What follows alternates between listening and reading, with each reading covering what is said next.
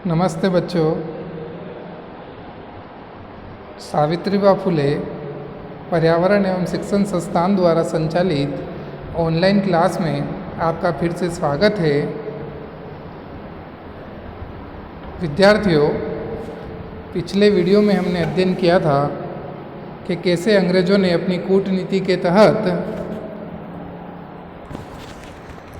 सिंध पर कब्जा कर लिया और इस वीडियो में अब हम देखेंगे कि अंग्रेज़ों द्वारा कैसे पंजाब का विलय ब्रिटिश साम्राज्य में कर लिया जाता है।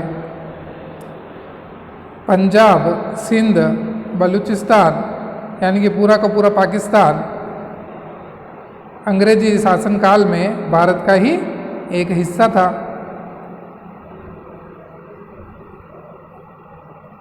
तो विद्यार्थियों, सिंध की से जस्ट लगा हुआ इलाका पंजाब का था और इसका भी अपना भौगोलिक महत्व था, इसलिए अंग्रेज़ों ने इस पर भी अपना आधिपत्य स्थापित करना चाहा।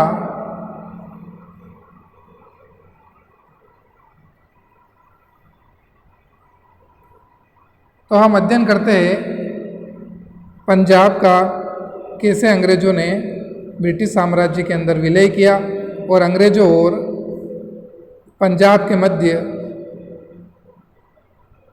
कौन कौन से युद्ध हुए। तो छात्रों, पंजाब पर जो शासन कर रहे थे वह सिख थे और सिखों में भी अंग्रेज़ों के समय जो शक्तिशाली शासक था उसका नाम रंजीत सिंह था। रंजीत सिंह छात्रों 12 वर्ष की उम्र में ही शासक बन जाता है और इसने 1792 से 1797 तक का शासन एक प्रतिशासन परिषद, जिसमें रंजीत सिंह की माता राजकौर, रंजीत सिंह की सास सदा कौर और दीवान लखपत राज ने चलाया था। यानी कि इसकी उम्र छोटे होने से इसका जो शासन एक परिषद द्वारा चलाया गया, जिसमें इसकी मम्मी या माता, सास और इसका दीवान लखपत राज शामिल था।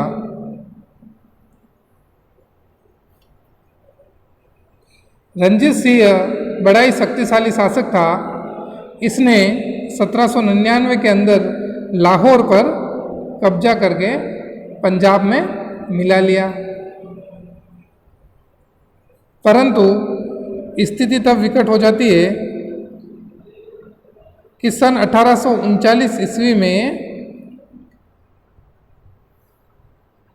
महाराजा रंजीत सिंह की मृत्यु हो जाती है और इसकी मृत्यु के पश्चात राजनीतिक अस्थिरता का माहौल व्याप्त हो गया। तत्पश्चात मात्र 1 वर्ष के बाद उनके उत्तराधिकारी पुत्र खड़क सिंह की भी मृत्यु हो गई और खड़क सिंह के बाद अगला शासक जो बनता है पंजाब का वह नैनीहाल सिंह बनता है, परंतु वह भी शीघ्र ही काल के मुख में समा गया। अब नैनीहाल सिंह के बाद छात्रों शेर सिंह गद्दी पर बैठता है और सन 1843 में शेर सिंह की भी हत्या कर दी जाती है। इस कारण से पंजाब षड्यंत्रों का एक गढ़ बन गया था, जिसका फायदा आगे जाकर अंग्रेजों ने उठाया। इसी वर्ष राजमाता जिंदन के संरक्षण में महाराजा रंजीत सिंह के अल्पवयस्क पुत्र दिलीप सिंह का राज्यारोहण किया गया। दिलीप सिंह के शासनकाल में ही प्रथम आंग्ल सिख युद्ध हुआ।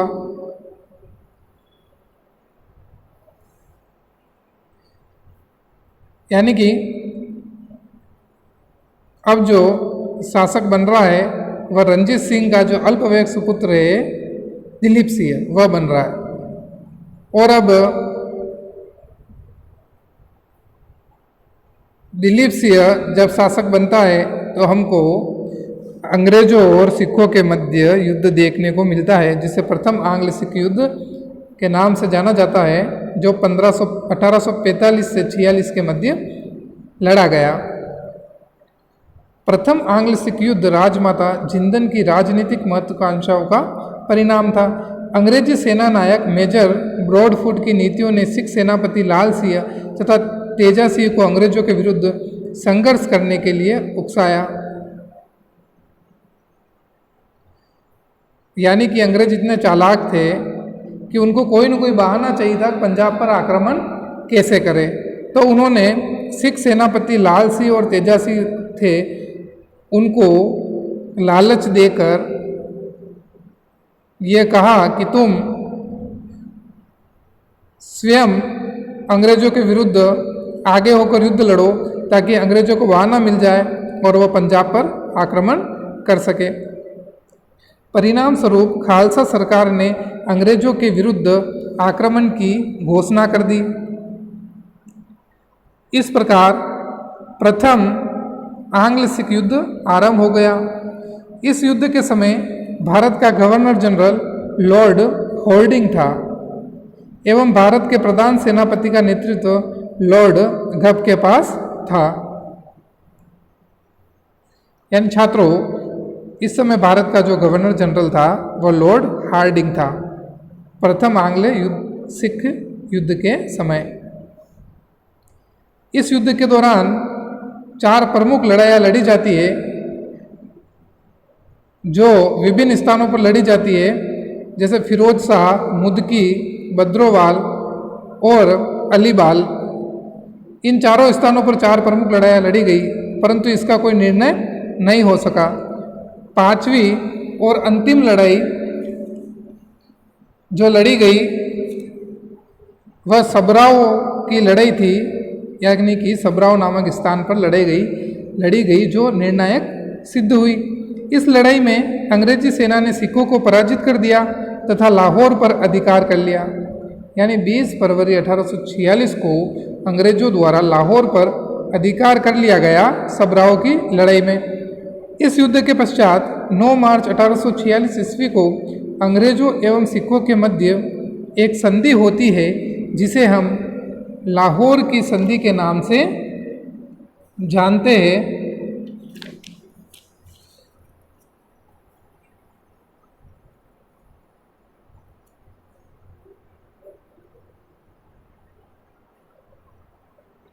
और इस लाहौर की संधि के प्रमुख परिणाम क्या थे वह हम देखते हैं कि इस संधि के बाद इनके बीच समझौता होता है, जिनकी शर्तें निम्नलिखित होती है कि अंग्रेजों ने सतलुज नदी या सतलज नदी के दक्षिण की ओर के सभी प्रदेशों को सिखों से छीन लिया।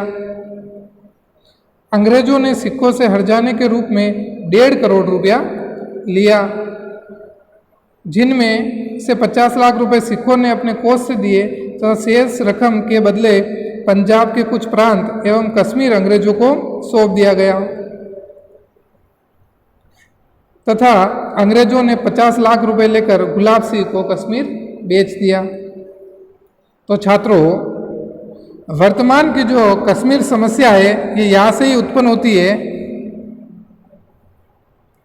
कि कश्मीर कैसे पंजाब से अंग्रेजों द्वारा लिया जाता है और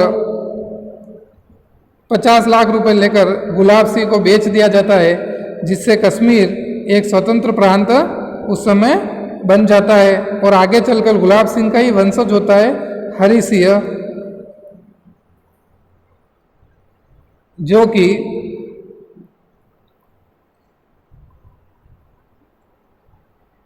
भारत की स्वतंत्रता के समय शासक होता है और यह अपने आप को स्वतंत्र रहने की घोषणा करता है, जो आगे चलकर कश्मीर समस्या का मूल कारण बनती है और जो अभी तक चली आ रही है। हेनरी लॉरेंस को लाहौर में ब्रिटिश रेजिडेंट नियुक्त कर दिया गया तथा सिखों की सैनिक संख्या भी सीमित कर दी गई। अब केवल 12,000 घुड़सवार सैनिक और 20,000 पैदल सैनिक ही सिख रख सकते थे। यानी कि इस संधि द्वारा सिखों को बॉन्डेड कर दिया गया कि आप ये कार्य करेंगे और आपकी सेना भी अब कम रखेंगे। आगे चलकर क्या होता है, कश्मीर को गुलाब सिंह को बेचा जाना सिखों को पसंद नहीं आया। फलतः लाल सिंह के नेतृत्व में सिखों ने विद्रोह कर दिया। अंग्रेजों ने सिखों को पराजित कर दिया तथा 16 दिसंबर 1846 ईस्वी को दिलीप सिंह से भेरोवाल की संधि की। आगे चलकर लाल सिंह के नेतृत्व में अंग्रेजों के विरुद्ध विद्रोह किया जाता है, क्योंकि सिखों को कश्मीर बेचना पसंद नहीं आया। इस कारण से यह अंग्रेजों के विरुद्ध फिर से विद्रोह करते हैं, परंतु उसमें भी इनकी हार होती है और इनके मध्य भेरोवाल की संधि होती है। इस संधि के में भी कुछ शर्तें रखी गई जो निम्नलिखित थी। दिलीप सिंह के वयस्क होने तक ब्रिटिश सेना का लाहौर में प्रवास सुनिश्चित कर दिया गया। लाहौर का प्रशासन 8 सिख सरदारों की एक परिषद को सौंपकर महारानी जिंदन को 48,000 रुपये की पेंशन पर शेखपुरा भेज दिया गया।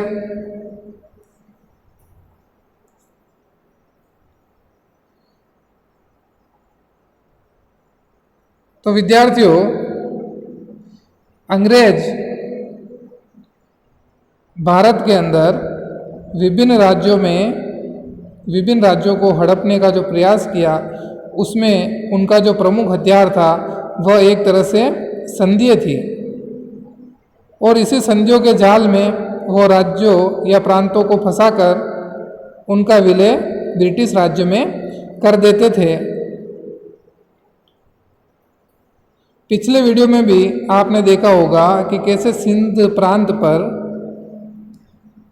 अंग्रेजों द्वारा विभिन्न प्रकार की संधियाँ थोपकर उसे ब्रिटिश साम्राज्य में मिला लिया जाता है। और इस वीडियो में भी आपने देखा कि कैसे पंजाब पर भी संधियाँ थोपकर एक तरह से पंजाब को भी ब्रिटिश साम्राज्य में मिला लिया जाएगा। तो इस वीडियो में हमने प्रथम आंग्ल सिख युद्ध देखा। अगले वीडियो में हम द्वितीय आंग्ल सिख युद्ध के बारे में अध्ययन करेंगे। तो प्रथम आंग्ल सिख युद्ध के जो कारण थे छात्रों,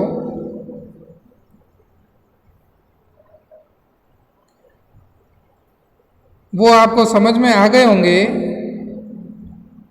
कि प्रथम आंग्ल सिख युद्ध का जो कारण थे, उनमें प्रथम कारण था कि रंजीत सिंह के अयोग्य उत्तराधिकारी,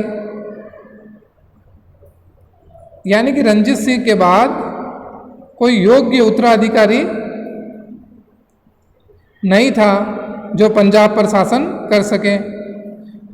दूसरा था कारण है प्रथम आंग्ल सिख युद्ध का कि सिख सरदारों का आपसी संघर्ष, यानी कि सिख भी आपस में बढ़ चुके थे और बहुत से सरदारों को तो अंग्रेजों ने लालच देकर अपनी ओर मिला लिया।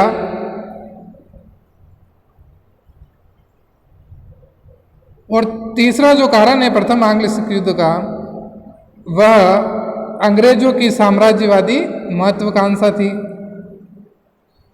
जिसके तहत वो साम दाम दंड भेद की नीति अपनाकर कैसे भी करके अपने ब्रिटिश साम्राज्य का विस्तार चाहते थे। तो ये कुछ कारण थे जो शुरुआत में मैंने बताया था आपको कि कैसे रंजीत सिंह की मृत्यु के बाद पंजाब में स्थितियां बदलती है।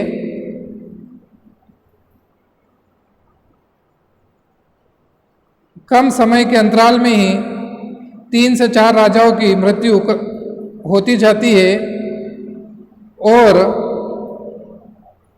पंजाब सिख सरदारों के आपसी संघर्ष के कारण षड्यंत्रों का एक गढ़ बन गया था, जिसका भरपूर फायदा अंग्रेजों द्वारा उठाया गया, जिसके कारण हमें आंग्ल सिख युद्ध देखने को मिलते हैं। तो इस वीडियो में हमने प्रथम आंग्ल सिख युद्ध के बारे में अध्ययन किया। अगले वीडियो में हम द्वितीय आंग्ल सिख युद्ध के बारे में अध्ययन करेंगे।